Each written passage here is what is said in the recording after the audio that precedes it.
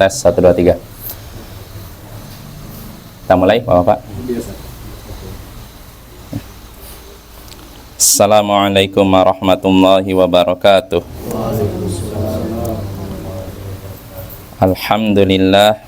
Alhamdulillahi rabbil alamin.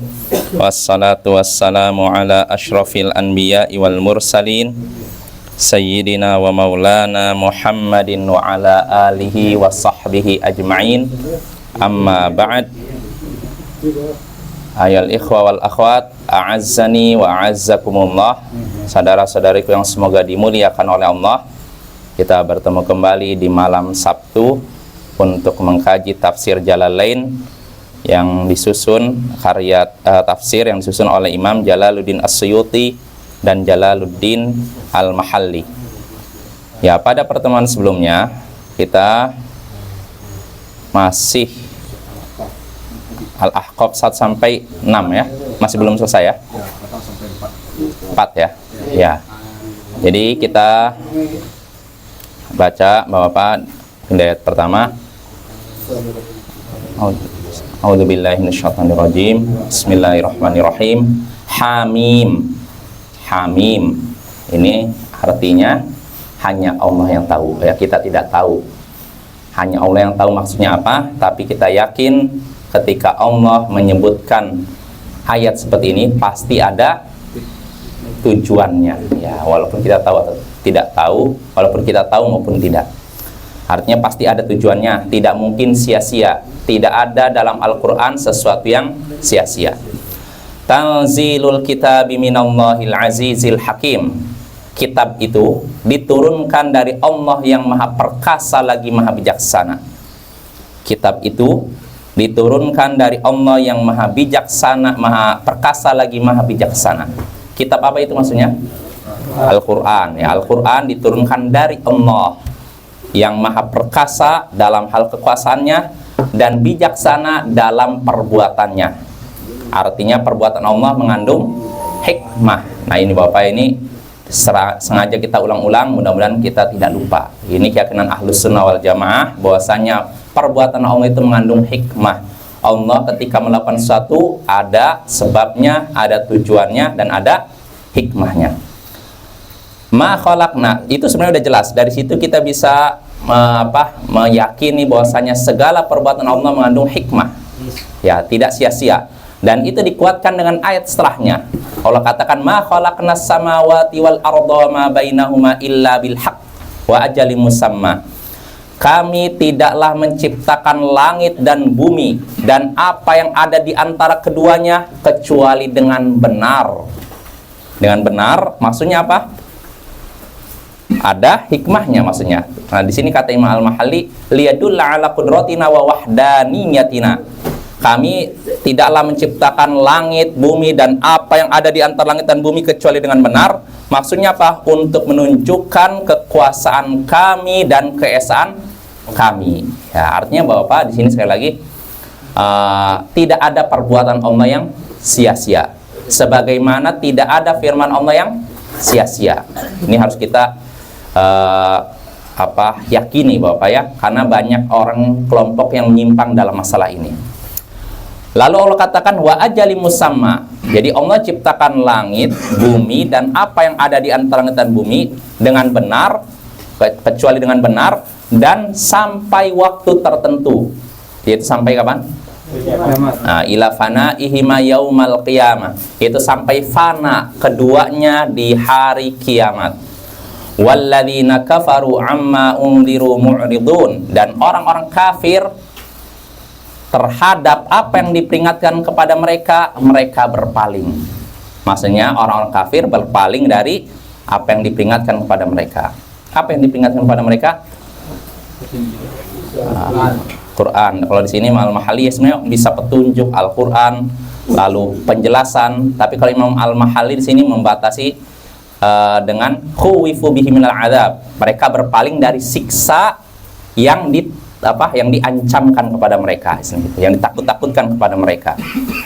Ya, sebenarnya ayat ini umum, tidak mesti siksa, petunjuk atau apapun yang larangan, mereka berpaling, ini terkena ayat tersebut. Makanya sudah kita bahas pada pertemuan sebelumnya. Para ulama menggunakan ayat ini untuk menyatakan orang yang berpaling dari agama, dari Islam secara keseluruhan, maka dia kafir, batal keislamannya. Dan kata para ulama, itulah pembatal keislaman. Di antara pembatal keislaman yaitu berpaling dari Islam secara total, tidak mau mempelajarinya, tidak mau mengamalkannya, apalagi menyampaikannya. Jangankan menyampaikan, mengamalkan saja tidak. Jangankan mengamalkan, mempelajarinya saja tidak. Nggak ada. Pikirannya sehari-hari cari makan, cari duit, udah selesai gitu aja. Nggak ada terlintas akhirat, terlintas bagaimana saya beribadah, bagaimana saya mengenal Allah, nggak ada. Nah, yang seperti ini kata para ulama pembatal keislaman. Kalau ada muslim yang seperti ini, Islamnya batal, lenyap, alias kafir, murtad. Nah, itu Bapak ya, itu Allah ingin menunjukkan tadi dari ayat 1, 2, 3 bahwasanya menunjukkan kekuasaan Allah ya. Allah memiliki kekuasaan Allah. Bukti kekuasaan Allah, Allah ciptakan langit, bumi, dan apa yang diantara keduanya. Dan semua itu diciptakan dengan benar. Ada tujuan ya. Lalu berikutnya, qul ara'aytum ma tad'una min dunillahi aruni madza khalaqu minal ard am lahum syirkun fis samawati tuni bikitabim min qabli hadza aw atharatin min ilmin in kuntum shadiqin. Katakanlah wahai Rasul, kabarkanlah kepadaku apa yang kalian seru selain Allah. Apa yang diseru selain Allah maksudnya sini? Maksudnya berhala ya, berhala Quraisy, berhala musyrikin. Katakanlah kepadaku, kabarkanlah kepadaku wahai Rasul, katakanlah kepada orang musyrik, kabarkanlah kepadaku apa yang kalian seru selain Allah. Perlihatkanlah kepadaku apa yang mereka ciptakan dari bumi. Artinya apakah mereka bisa menciptakan sesuatu di bumi? Jawabannya apa? Tidak. Am lahum syirkun fis samawat, atau mereka punya andil dalam penciptaan langit? Artinya Allah menciptakan langit dibantu oleh mereka. Jawabannya apa? Tidak.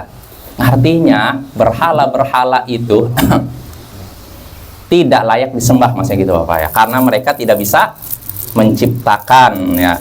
Mereka tidak punya andil dalam masalah penciptaan langit atau bumi.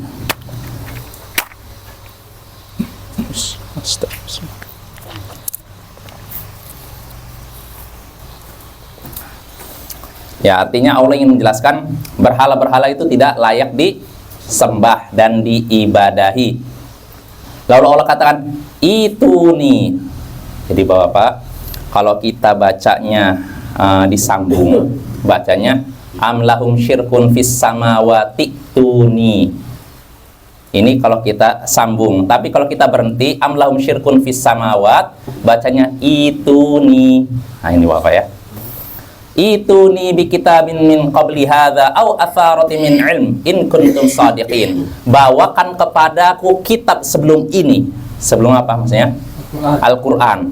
Bawa kepadaku kitab sebelum Al-Qur'an atau peninggalan dari pengetahuan orang-orang terdahulu kalau memang kalian benar.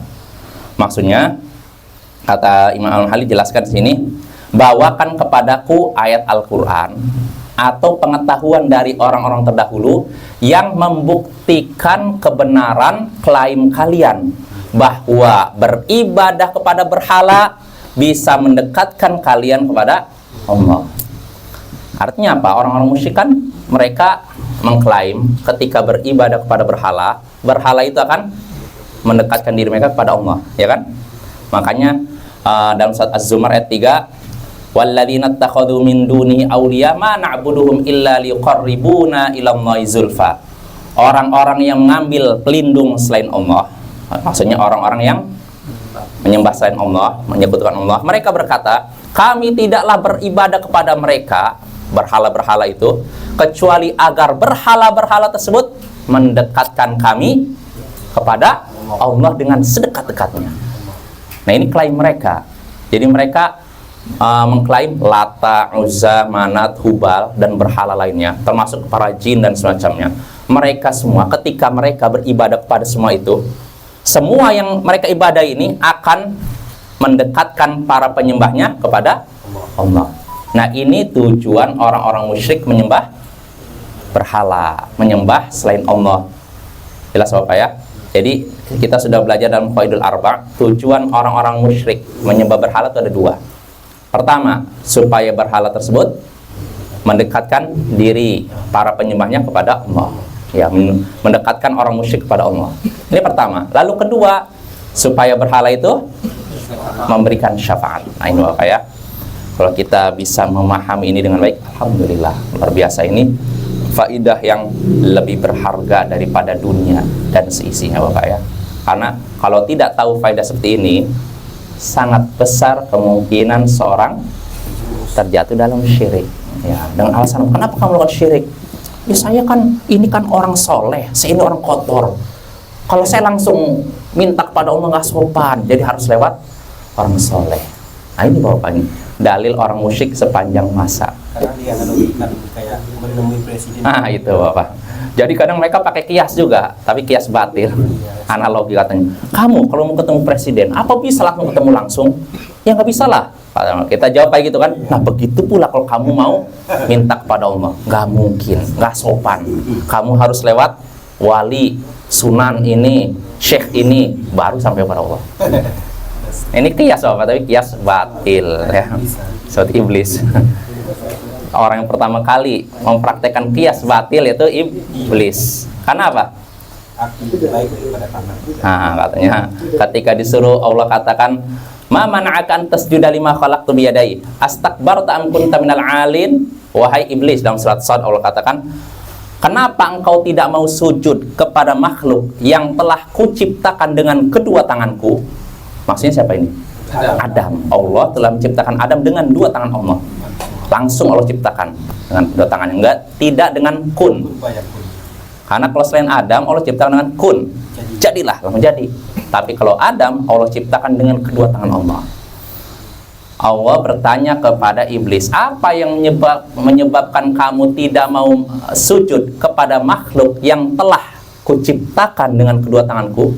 Apakah kamu sombong menyombongkan diri atau kamu merasa dirimu tinggi? Apa jawaban iblis? Ana khairum minhu. Saya lebih baik daripada dia. Daripada siapa? Adam. Khalaqtani min nar wa khalaqtahu min tin. Engkau menciptakan aku dari api dan dia engkau ciptakan tanah. Api lebih baik daripada tanah. Namanya kias Bapak ya. Tapi kias batil. Karena kata para ulama, kalau dibandingkan antara api dengan tanah, tentu lebih baik tanah, ya tidak? Bisa menyuburkan. Iya. Nah itu tanah kan tempat tumbuhnya. Kalau api merusak. Nah itu. Nah ini kalau kita mau berdalil pakai akal kita gitu kan, tapi kita nggak seperti itu. Kenapa Adam itu? Kenapa para malaikat Allah suruh sujud kepada Adam? Bukan pakai kias kita, tapi dalilnya pakai apa? Perintah Allah. Karena Allah sudah perintahkan itu, ya sudah. Walaupun kita mau kalau pakai analogi, iyalah sebenarnya bukan iblis yang lebih mulia daripada Adam. Adam lah. Jelas Bapak ya? Ini kalau kita mau pakai akal, tapi kita kan nggak seperti itu. Kita mengikuti wahyu. Allah langsung yang nyuruh. Ya. Nah itu Bapak ya. Jadi orang-orang musyrik nanti akan kita bahas di itu di Masail Jahiliyah. Itu mungkin pertemuan keberapa lagi. Bahwasanya di antara kebiasaan orang jahiliyah, mereka menggunakan kias, tapi kias yang fasid, kias yang rusak. Ya, jadi seperti contoh tadi, mereka menyatakan, kenapa kalian beribadah kepada berhala? Oh, kami ini orang kotor. Ini berhala-berhala ini kan perwujudan orang soleh. Mereka orang suci, dekat dengan Allah. Nggak mungkin kita minta kepada Allah. Jadi harus lewat mereka. Sama seperti kita kalau menemui raja, tidak mungkin ketemu raja, harus lewat security. Nah ini kias ya. Tapi kias yang batil, fasidul i'tibar kalau kata istilah usuliyin. Nah itu Bapak ya. Jadi Allah katakan, datangkanlah kepadaku kitab sebelum Al-Quran atau pengetahuan dari orang terdahulu, peninggalan dari pengetahuan orang terdahulu, kalau memang kalian benar. Artinya datangkanlah bukti dari Al-Quran atau dari wahyu yang ada di kalangan nabi terdahulu yang membenarkan bahwa boleh beribadah kepada berhala. Buktikan ayatnya, bawakan ayatnya, mungkin dalam Injil, Taurat, atau dari peninggalan nabi terdahulu, dari suhuf Ibrahim, suhuf Musa. Bawakan, ada tidak ayat yang menyuruh untuk beribadah kepada berhala dengan alasan bisa mendekatkan pada Allah? Bawakan. Kira-kira ada? Ada Bapak ya. Nggak mungkin Allah menyuruh hambanya berbuat syirik. Makanya Bapak, kalau kita, kata Syekh dalam Kasyfus Syubhat, kalau kadang orang-orang yang melakukan syirik, di antara mereka ada yang alim, orang berilmu, ada orang yang punya cendekiawan, punya wawasan. Maka jangan kita minder, kata Syekh. Kenapa? Karena nggak ada ayat Al-Quran yang mendukung syirik. Kalau mereka membawakan ayat Al-Quran, misalkan seolah-olah melegalkan syirik, atau hadis, kata Syekh, di situ juga, dalam ayat itu juga ada yang membantah mereka. Jadi kita nggak usah gentar gitu loh. Tapi bukan berarti dengan itu, ya udah kita nekat, nggak, tetap belajar, ya Bapak ya. Kalau ngadapin syubhat orang-orang pelaku syirik. Karena zaman sekarang orang melakukan syirik pun bawa dalil, Bapak ya. Walaupun dalilnya rusak. Ya, jelas Bapak ya. Seperti contohnya yang sudah pernah kita singgung, sebagian orang boleh minta tolong kepada orang mati, istighatsah kepada orang mati, dengan kisah Nabi Ibrahim ditawarkan pertolongan oleh Jibril. Bapak tahu kan kisahnya ketika Nabi Ibrahim mau dibakar oleh Namrud, ya, sama kaum beliau yang kafir. Ketika mau dilemparkan oleh Manjanik ketika itu ke lautan api ketika itu, Jibril mendatangi Nabi Ibrahim. Lalu apa? Menawarkan bantuan. Maka kata Nabi Ibrahim apa? Kalau kepada kamu saya nggak minta pertolongan. Artinya saya langsung Nah ini kata Nabi, ini lihat tuh, menunjukkan bolehnya minta kepada orang yang tidak ada di hadapan kita. Katanya boleh minta tolong kepada orang mati. Dalilnya ini, lihat tuh, Nabi Ibrahim. Bagaimana Bapak? Benar itu dalil? Tapi ujungnya kan enggak. Nabi Ibrahim kan enggak minta. Oh berarti enggak, kan lihat tuh, Jibril mengajarkan minta tolong kepada orang. Jawabannya mudah Bapak. Pertama, hadis ini, riwayat ini palsu. Selesai, kalau yang palsu udah. Karena dalam masalah akidah dan hukum harus menggunakan hadis sahih. Hadis lemah nggak bisa, apalagi hadis palsu. Nah itu pertama ya.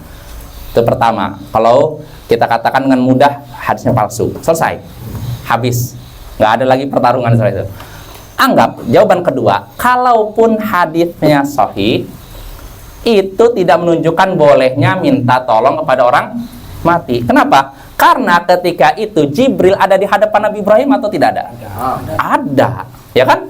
Dan permintaan, kalaupun ketika itu Nabi Ibrahim minta tolong pada Jibril, artinya Nabi Ibrahim minta tolong kepada makhluk yang tampak, ya tidak? Beda dengan orang mati, nggak nampak kan? Terus Nabi Ibrahim juga kalaupun minta tolong kepada Jibril, Jibril makhluk yang kuat, sanggup nolong kan? Kan kita udah bahas, minta tolong kepada makhluk dalam perkara yang masih disanggupi makhluk, boleh tidak? Boleh.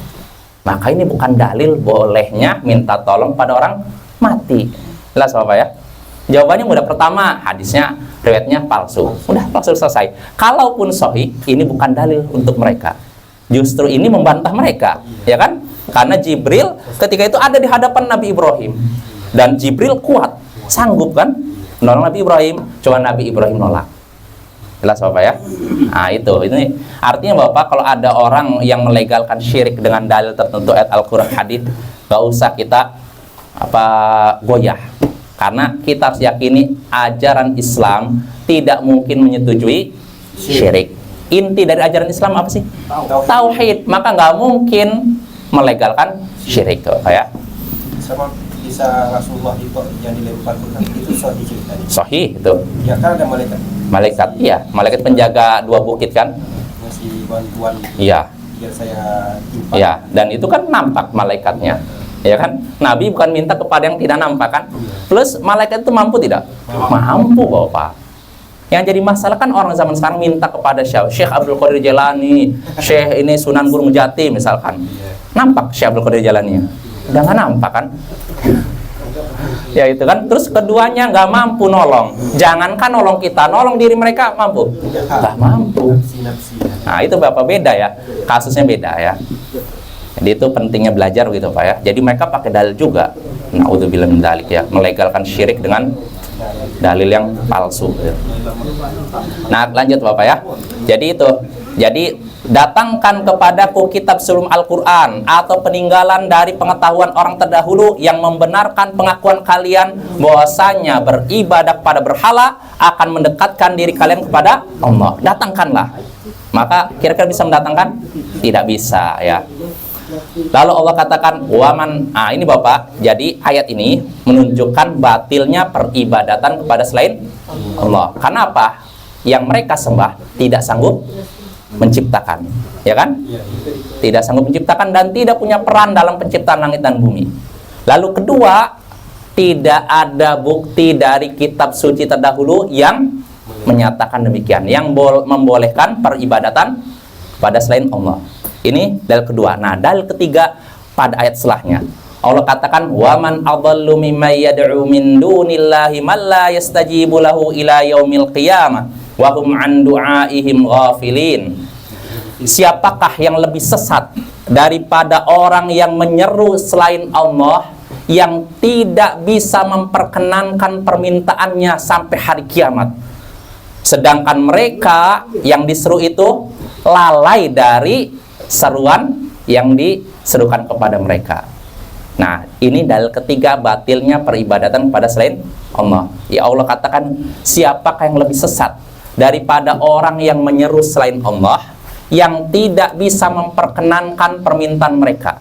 Maksudnya yang tidak bisa mengabulkan doa mereka, dan mereka sendiri lalai dari seruan yang ditujukan pada mereka. Artinya Bapak, di sini Allah kan menggunakan kata tanya kan? Siapakah yang lebih sesat daripada orang yang menyeru selain Allah? Artinya siapakah yang lebih sesat daripada orang yang berbuat syirik? Ini Allah nanya, butuh pertanyaan tidak? Jawaban. Butuh jawaban? Tidak. Karena kata Imam Al-Mahalli, waman siapa di sini? Istifham, kata tanya, bimakna nafi, tapi maknanya peniadaan.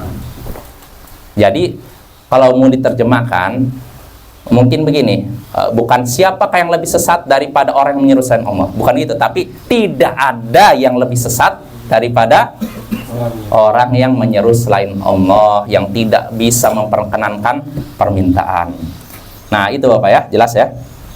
Jadi siapakah yang lebih sesat daripada orang yang menyeru selain Allah, maksudnya bukan pertanyaan, tapi tidak ada yang lebih sesat daripada orang yang menyeru selain Allah yang tidak memperkenankan permintaannya sampai hari kiamat.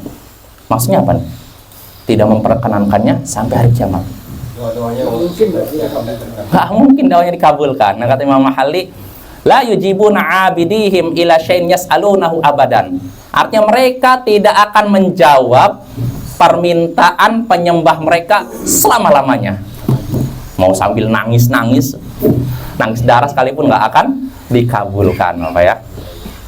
Jelas Bapak ya. Nah di sini Imam Al-Mahalli menggunakan kata al-asnam, mereka adalah berhala.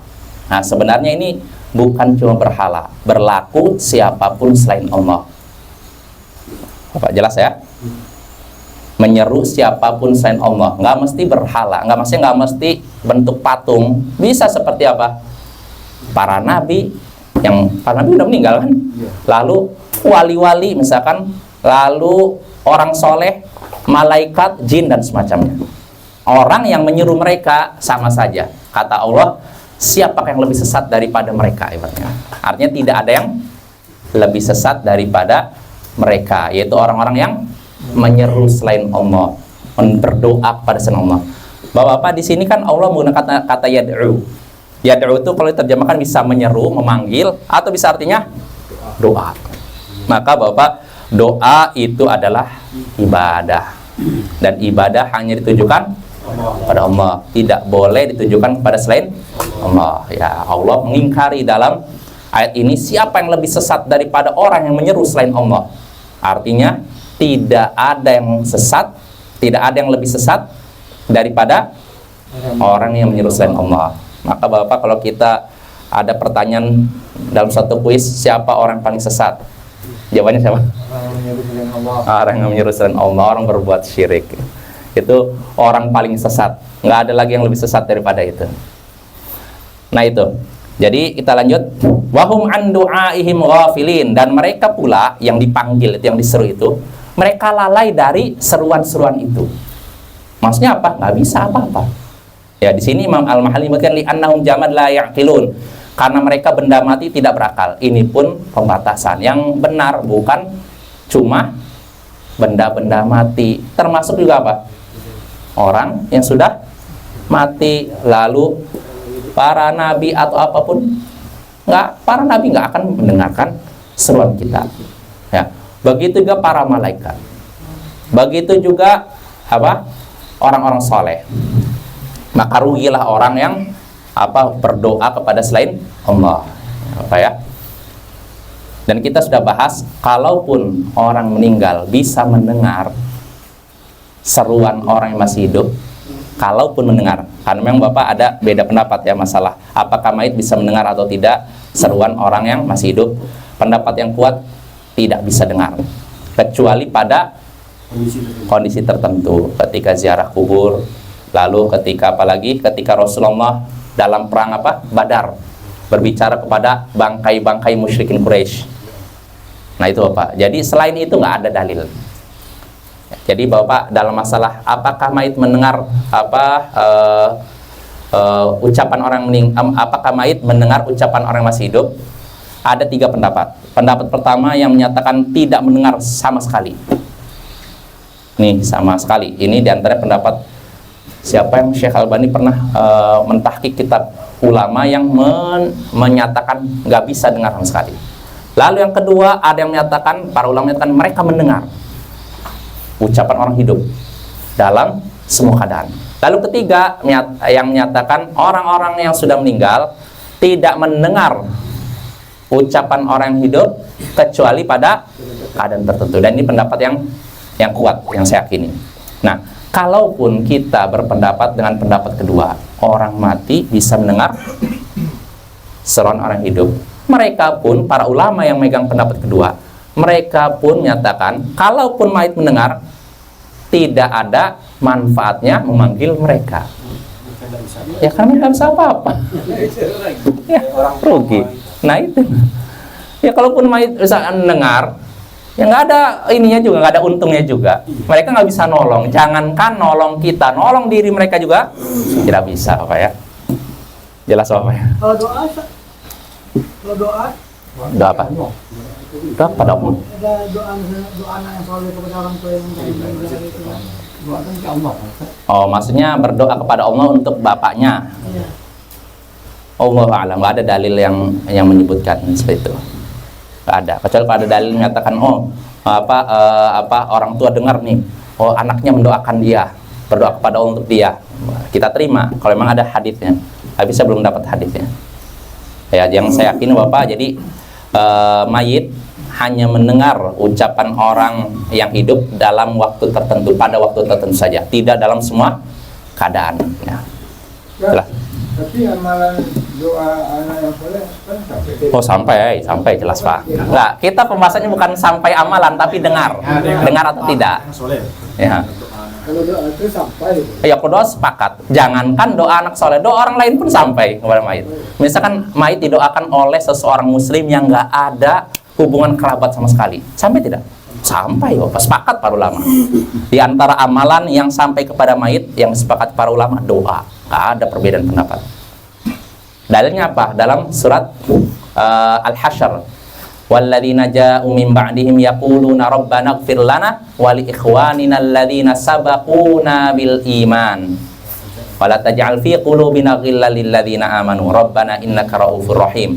Jadi Allah setelah menyebutkan muhajirin lalu ansor, lalu Allah sebutkan dan orang-orang yang datang setelah mereka.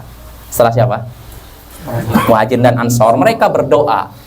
Rabbana Apa tadi? Rabbana ighfir lana, wahai Tuhan kami, ampunilah dosa-dosa kami, wal ikhwanina alladzina sabaquna bil iman, dan juga dosanya saudara-saudara kami yang telah mendahului kami dalam hal iman. Nah, lihat tuh, Allah nyebutkan nih, setelah Muhajirin dan Ansor ternyata ada yang mendoakan Muhajirin dan Ansor, yaitu orang-orang setelah Ansor. Nah, seandainya doa itu tidak sampai, untuk apa Allah sebutkan ini? Nah, jelas Bapak ya? Makanya para ulama sepakat, doa dari seorang muslim sampai ke muslim yang lain. Siapapun itu, nggak mesti anaknya, nggak mesti suaminya, nggak mesti istrinya, sampai. Apalagi kalau yang doanya anaknya, itu lebih sampai lagi. Itu mengenai ayat tersebut itu apakah termasuk kewajiban muslim mendoakan saudara muslim? Kalau dikatakan wajib, Allah alam, nggak ada, saya belum dapatkan penjelasan para ulama seperti itu. Tapi ya dalam bentuk inilah istilahnya, ihsan artinya berbuat baik kepada saudara kita, doakan. Karena doakan nggak sulit Bapak ya, doa. Jadi ketika kita mendoakan saudara kita, sebenarnya kebaikan nyampe ke kita juga. Ada sebagian hadis kalau kita mendoakan saudara kita, maksudnya seiman, yang tidak ada di hadapan kita, tempat lain, ya Allah ampunilah dia. Nanti malaikat yang ada di sini berkata, amin, semoga kamu juga dapat doamu. Jadi nggak ada ruginya mendoakan saudara kita. Ya terutama sekarang Bapak yang di Palestina ini. Sedih sebenarnya Bapak, kita nyaksikan korban-korban wanita, anak-anak, orang tua, aduh gimana itu, udah ribuan orang kan, sedih juga. Ya kita berharap nggak bertambah terus, tapi kenyataannya bertambah terus Bapak ya, gimana ini? Ya kita nggak bisa apa-apa, kita cuma bisa doa. Ya karena kalaupun kita mau berangkat ke sana, megang apa kita sana? Kadang ada sebagian orang tuh semangat luar biasa, semangat 45, berangkat nyampe sana bingung, mendengar suara mortir langsung takut, ya kan? Jadi untuk seperti itu harus ada persiapan, dan makanya yang bisa ngurus masalah besar seperti itu hanya pemerintah, penguasa, bukan kewajiban setiap individu Bapak. Lain halnya kalau jihad yang sifatnya difa, jihad apa namanya? Kalau bahasa ini ya, ofensif, defensif. Kita diserang, contohnya dulu diserang oleh Belanda. Apa? Iya. Apakah kita perlu izin dulu sama pemerintah? Ya enggak lah, pemerintah justru mengizinkan. Udah lawan itu, ya kan? Tapi kalau jihadnya ofensif, menyerang, ini kan udah beda negara kan? Di sana kan di Yahudi sana, Israel kan? Ya ini harus izin pemerintah. Karena kalau nggak ada izin, yang ada kekacauan. Konyol. Bahkan bisa jadi datangnya kita ke sana malah merepotkan orang sana. Jadi ya nggak? nanti di sana. Iya nggak? Iya betul. Ya contohnya Bapak nih, ketika terjadi, ini saya contoh aja ya, ini nggak mesti pembatasan dulu. Saya waktu di Ma'had dulu, contoh ini sederhana aja. Ketika terjadi tsunami Aceh, itu kan korban banyak kan. Nah, sebagian kaum muslimin semangat untuk bergerak untuk membantu sana kan. Nah, sebagian itu asal gerak aja, nggak dikoordinir, nggak apa. Akhirnya nyampe sana malah duduk-duduk aja, bahkan malah akhirnya merepotkan orang sana. Nah, ini kan nggak seperti itu, harusnya dikoordinir gitu loh. Tugas kamu ini, jangan sekedar modal datang aja, udah nyampe sana bingung, saya mau ngapain ya. Akhirnya kayak gitu Bapak, iya itu. Itu ibaratnya yang bukan perang ya. Gimana kalau perang? Melihat darah bercucuran gitu, melihat misalkan kepala yang pecah keluar otaknya. Kalau orang yang nggak kuat mental, udah kamu makan berhari-hari, kayak gitu.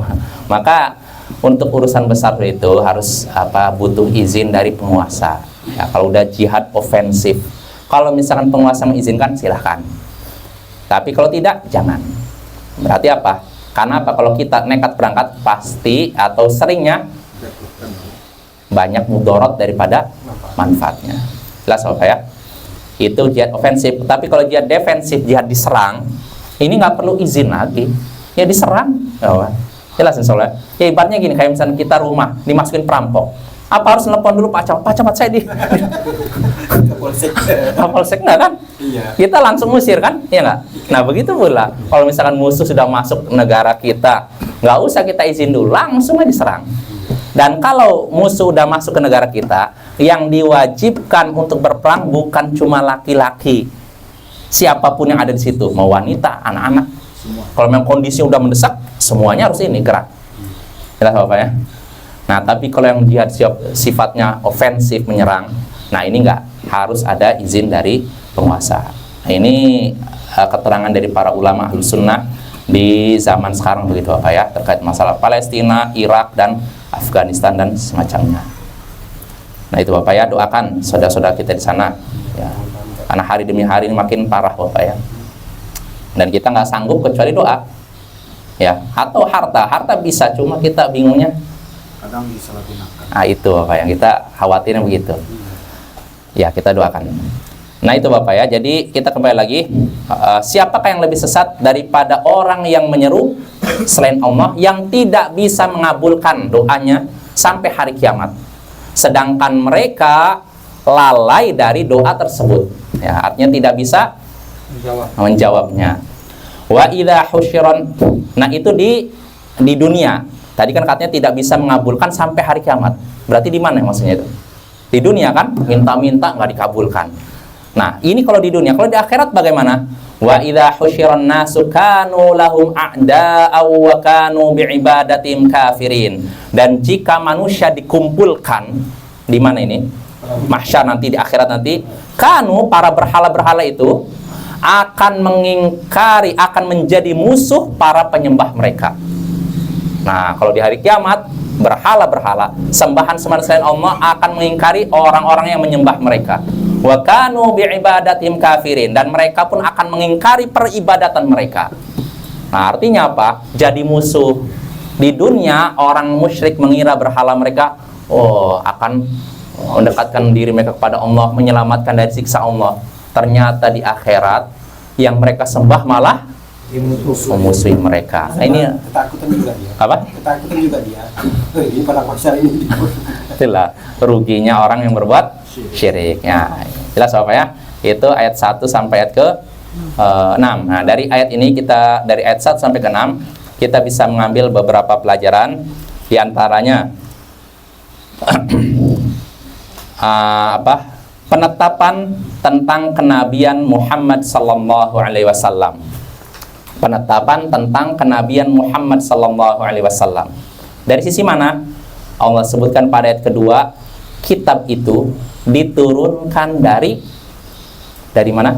Allah yang Maha Perkasa lagi Maha Bijaksana. Diturunkan, Al-Quran itu diturunkan dari Allah yang Maha Perkasa lagi Bijaksana. Diturunkan kepada siapa? Nah itu menunjukkan ayat tersebut menetapkan kenabian Muhammad sallallahu alaihi wasallam. Itu faedah pertama. Kenapa nggak dibilang rasul? Apa? Kenapa nggak dibilang rasul? Ya Rasul. Apa bedanya? Apa bedanya? Ya sama aja, ya bisa Nabi Muhammad. Misalnya ya Rasulullah, ya Nabi Allah. Para sahabat kadang Nabi, kadang Rasul. Apa bedanya? Nggak masalah kan? Setahu saya beda kan kalau Nabi. Bahkan Allah sebutkan dalam Al-Quran, ya ayuhan Nabi, lima tuharrimu ma ahallallah. Wahai Nabi, kenapa engkau mengharamkan apa yang Allah halalkan? Ada surat At-Tahrim. Dalam surat Talaq, ya ayuhan Nabi, Nabi, idza talaqtumun nisa, kalau engkau mentalak istri-istrimu, di sini sebutkan Nabi. Tapi kadang Rasul, ya ayyuhar Rasul, balligh ma unzila ilaik. Wahai Rasul, sampaikanlah apa yang diturunkan kepadamu. Ya nggak masalah Bapak ya, mau ngomong Nabi atau Rasul atau Rasulullah atau Nabiullah, ya nggak masalah. Kalau saya nyebut Nabi maksudnya biar memperingkas saja. Karena kalau Rasulullah kepanjangan, kadang untuk menyingkat. Tapi kadang Rasulullah nggak masalah. Nggak ada larangan Bapak ya. Jadi nggak ada larangan kita menyebutnya Rasulullah, Nabiullah, atau Rasul, atau Nabi. Nggak masalah. Mungkin maksud Nabi kan ada istilah Nabi dan Rasul itu kan, kalau Rasul buat seluruh umat, maksudnya itu diutus untuk seluruh kalangan manusia. Kalau yang Nabi kan untuk kaumnya saja. Kaumnya saja. Atau malah berbeda negara Bukan Nabi. Dulu kan ada dua perbedaan Nabi dan Rasul. Nabi menerima wahyu buat dia dan Nabi itu maksudnya gini, perbedaan pendapat di antara ulama. Yang masalah Nabi dan Rasul kan ada dua kurang lebih kan. Kalau Nabi itu katanya, ini yang pertama dulu ya, kita ada pendapat pertama. Kalau Nabi itu mendapatkan wahyu hanya untuk dirinya, tidak disampaikan.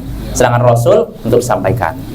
Yang pendapat pertama. Pendapat kedua, Nabi itu artinya ini pendapat kedua ya, dia menyampaikan risalah Rasul sebelumnya. Nah, bukan, masih gini, tidak membawa syariat baru. Tapi kalau Rasul membawa syariat baru. Ini ada dua pendapat Bapak ya, masalah Nabi dan Rasul. Kalau yang saya yakini pendapat kedua. Kalau Nabi itu tidak membawa syariat baru, tapi kalau Rasul membawa syariat baru. Kenapa tidak diambil pendapat pertama? Kalau Nabi mendapatkan wahyu hanya untuk dirinya, kalau Rasul untuk disampaikan. Kenapa tidak kita ambil pendapat ini? Kurang pas ya. Mas? Jangan kan Nabi saja disuruh. Nah, kita saja disuruh Nabi balighu anni walau ayah, sampaikan dari kalau kita aja disuruh nyebarkan ilmu, masa Nabi enggak? Iya. Nah itu Bapak. Ya gimana Pak? Rasul kan punya kitab ya. Nabi kan ada kitab. Ya jadi artinya nggak masalah kalau kita mau nyebut Rasul, Nabi nggak masalah, karena saya lihat dalam hadis sendiri para sahabat kadang ya Nabi, kadang ya Rasulullah. Jadi ada kelapangan Bapak ya. Lebih enaknya bagaimana Mas Nadi kalau di sini? Atau saya malah tadi itu Rasul lebih tinggi kedudukannya, Nabi lebih rendah. Apa bisa begitu? Iya bisa juga kalau mau. Ya kadang nanti saya Rasul lah, Rasul, Nabi. Biar Rasul dari senang. Nah, tapi konteks ayatnya itu kan untuk disebarkan sampai ke tujuan. Iya. Ya, nggak apa-apa buat. ya nggak masalah, Rasul atau Nabi nggak masalah. Karena itu dipakai dalam Al-Quran dan juga dalam hadis ya Bapak ya. Itu faedah pertama. Lalu faedah kedua yang bisa kita petik dari ayat tadi, ayat pertama tadi menunjukkan bahwa Allah ada di atas. Sebab Allah nyatakan kitab itu diturunkan dari Allah. Diturunkan dari Allah. Yang namanya diturunkan itu? Itu jelas. Fitrah manusia itu Bapak ya. Itu dalil jelas yang menunjukkan Allah itu di atas. Lalu faedah berikutnya yang bisa kita petik dari ayat tadi, di antara sifat yang Allah miliki itu perkasa dan bijaksana atau hikmah. Allah memiliki sifat hikmah. Artinya segala perbuatan Allah mengandung hikmah, sebab, tujuan dan hikmah. Lalu faedah berikutnya yang bisa kita petik dari dari ayat yang ketiga terutama, di antara sifat orang kafir yaitu berpaling dari petunjuk peringatan. Maka hati-hati, jangan sampai kita berpaling dari peringatan, nasihat juga Bapak ya. Jangan kita berpaling dari nasihat. Siapapun yang memberikan nasihat kepada kita, terima walaupun pahit ya. Kalau nasihatnya benar, praktekkan. Kalau tidak, ya ditolak. Tapi kita hargai orang yang beri nasihat. Lalu faedah berikutnya yang bisa kita petik, jam berapa ini? Udah habis. Hah? 4 ya? Udah habis. Lalu faedah berikutnya yang bisa kita petik dari ayat ini, sesuatu yang tidak bisa menciptakan tidak layak disembah. Ayo udah mungkin cukup Bapak ya sampai sini. Lalu yang terakhir, orang yang paling sesat adalah apa tadi? Orang yang berdoa kepada selain Allah ya. Mungkin sampai sini. Insyaallah pada pertemuan berikutnya kita lanjut ayat ke berapa? Ke-7 ya. Subhanakallahumma bihamdik asyhadu an la ilaha illa anta astaghfiruka wa atubu ilaik. Assalamualaikum warahmatullahi wabarakatuh.